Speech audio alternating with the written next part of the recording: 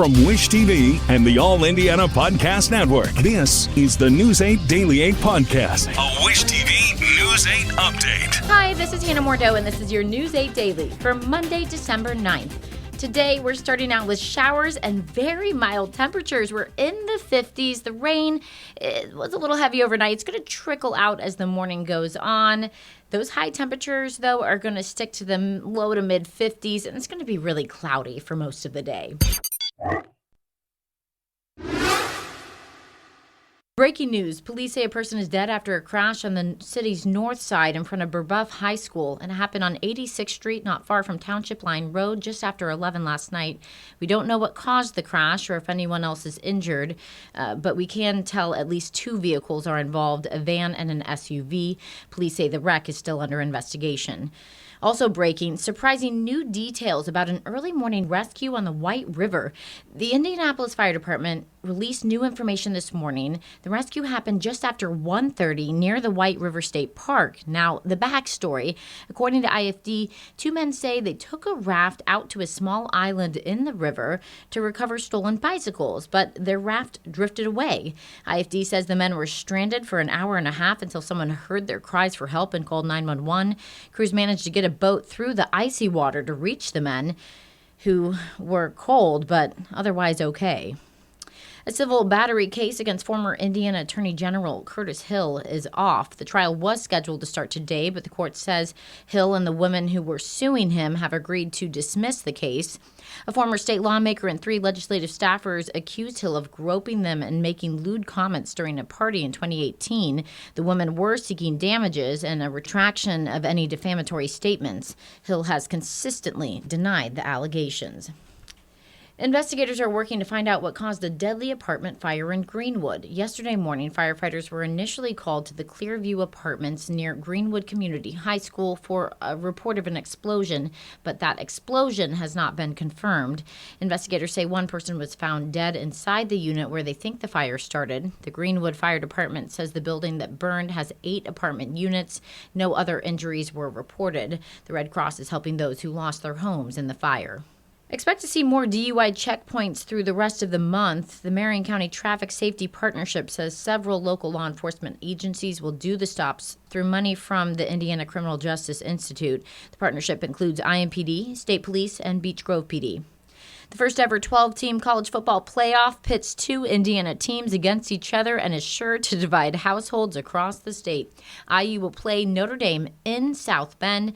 News 8's Hernan Gutierrez breaks down the game. The first round matchup between the Fighting Irish and the Hoosiers is set to kick off on December 20th at 8 p.m. The last time the two teams played each other was over 30 years ago on September 7th, 1991 in South Bend. That game saw the Fighting Irish beat the Hoosiers 49-27. Yesterday, the College Football Playoff Selection Committee paired 10th seed IU against 7th seed Notre Dame. Both teams are going in with nearly perfect 11-1 records. Notre Dame lost to Northern Illinois, but has won 10 straight since the Week 2 upset. Meanwhile, IU's only loss comes from Ohio State just a few weeks ago. Now, because the selection committee seeds conference champions higher, both teams are actually seeded lower than their final rankings. The Fighting Irish were ranked 5th, while the Hoosiers were ranked 8th.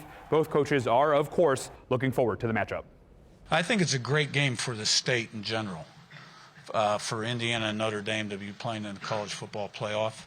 Listen, we'll have a home field advantage just because of, the first ever playoff game in Notre Dame Stadium, and our crowd, it's going to be crazy. I can't wait for it.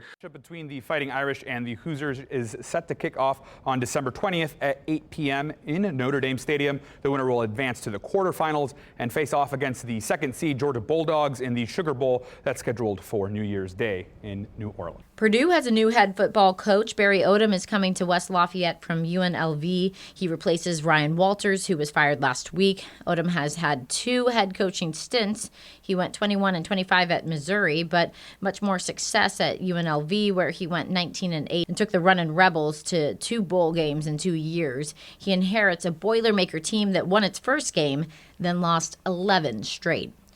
Today we'll find out how far Purdue will fall from number 8 in the college basketball rankings. They are 1-1 in the Big Ten play after beating Maryland last night. Victory takes some of the sting out of last week's loss to Penn State. Final over the Terrapins was 83-78, Boilermakers' 23rd straight win at Mackey Arena. The New York Mets steal a Yankee star in what could be the biggest contract in the history of professional sports.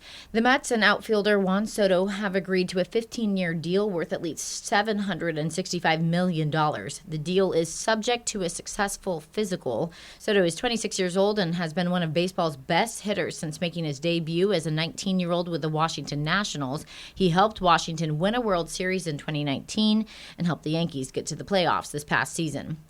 Police are expanding the search for the killer of the CEO of United Healthcare. Authorities fear he may be long gone from New York City. Jen Sullivan is in New York with the scope of the manhunt.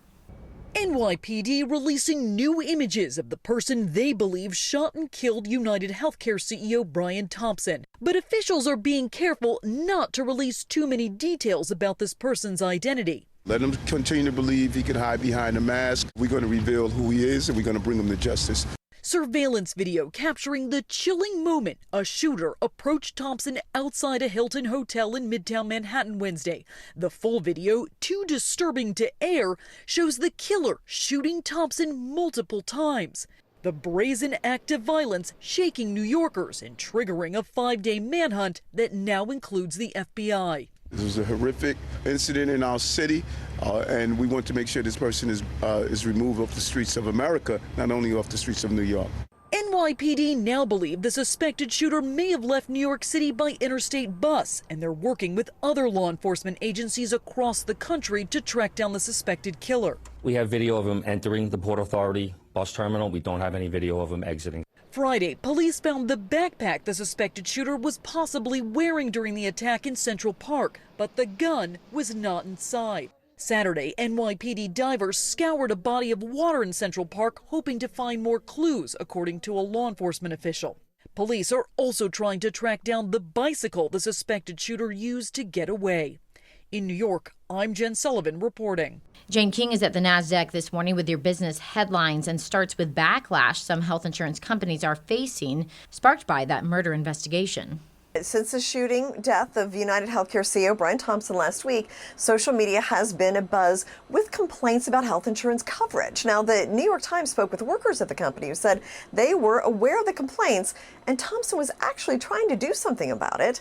Meanwhile, the killer remains on the loose and the motive is still unknown. Well, a federal appeals court has upheld a U.S. law requiring TikTok's Chinese parent sell the app by January 19th or face a ban in the U.S. Now, TikTok and its supporters argued that the law violated their First Amendment free speech protections, but the 3-judge panel did not agree. TikTok says it will appeal this decision to the Supreme Court.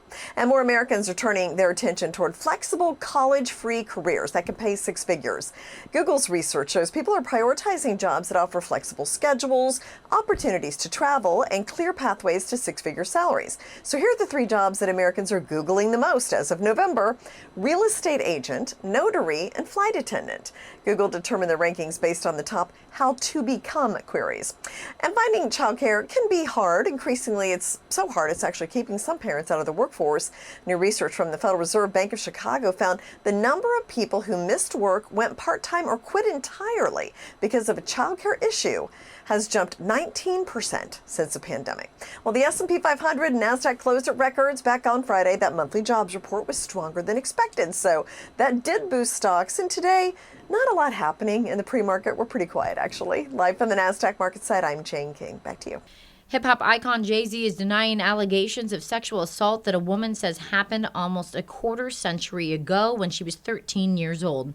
The alleged victim had already filed a lawsuit saying she was assaulted by Sean Diddy Combs and another celebrity at a party following the MTV Video Music Awards in 2000. Yesterday, the woman amended the lawsuit to name Jay-Z as the other celebrity. Jay-Z posted a long response to the social media of his company, Roc Nation.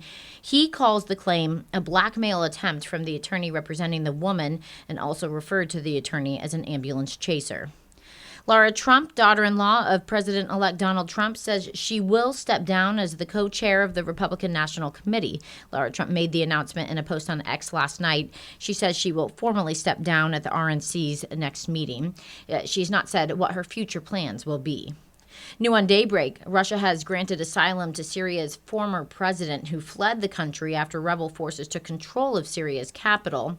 The future of the country is not clear. Amy Kiley reports on the stake the United States and its allies have in the answer. What happens now in the aftermath of the Assad regime? U.S. interests in the Middle East hang in the balance after the fall of Syrian President Bashar al-Assad's brutal dictatorship. Rebel forces say they control the capital city of Damascus. An official source in Russia says Assad has taken refuge in Moscow. He'll be remembered as one of the most violent rulers in response to the uprisings that started in late 2010 in the Arab world. Analysts say the overthrow of Assad helps the U.S. This is good for the Syrian people. It is good for the region. It is bad for Russia and Iran, thus good for the rest of the world. The U.S. is taking steps to prevent a resurgence of ISIS during the transition. U.S. Central Command says the American military has struck more than 75 ISIS targets in Syria. Officials also are watching rebel leader Abu Mohammed al-Jawlani. Jawlani and his movement, HTS, fought the Islamic State, and while he is officially still on the terrorist list, we haven't seen any what we would consider terrorist activities out of that movement for a good deal of time. President-elect Donald Trump is urging the U.S. not to get involved with what's happening in Syria. President Joe Biden is pledging support for regional allies. It's a moment of historic opportunity for the long-suffering people of Syria. It's also a moment of risk and uncertainty. I'm Amy Kiley reporting. Taylor Swift's history-making concert run is done. Last night's show in Vancouver, Canada, closed out the 2-year Eras Tour. Swift performed in 51 cities across 19 countries, including 3 nights of shows here in Indianapolis. She told Friday's audience that she chose Vancouver to be her final stop because crowds have been generous, welcoming, and heartwarming. This has been your News 8 Daily from Wish TV. I'm Hannah Mordell. Watch us on wishtv.com and follow us on Facebook for updates. This is the News 8 Daily 8 podcast, a Wish TV News 8 update on demand. For even more, on demand and on the go, connect with Wish TV on Facebook at wishtv.com and on the free Wish TV mobile app. Thank you for listening, and be sure to like, subscribe, and follow this podcast for updates every weekday morning on the All Indiana Podcast Network and wherever you get your podcast.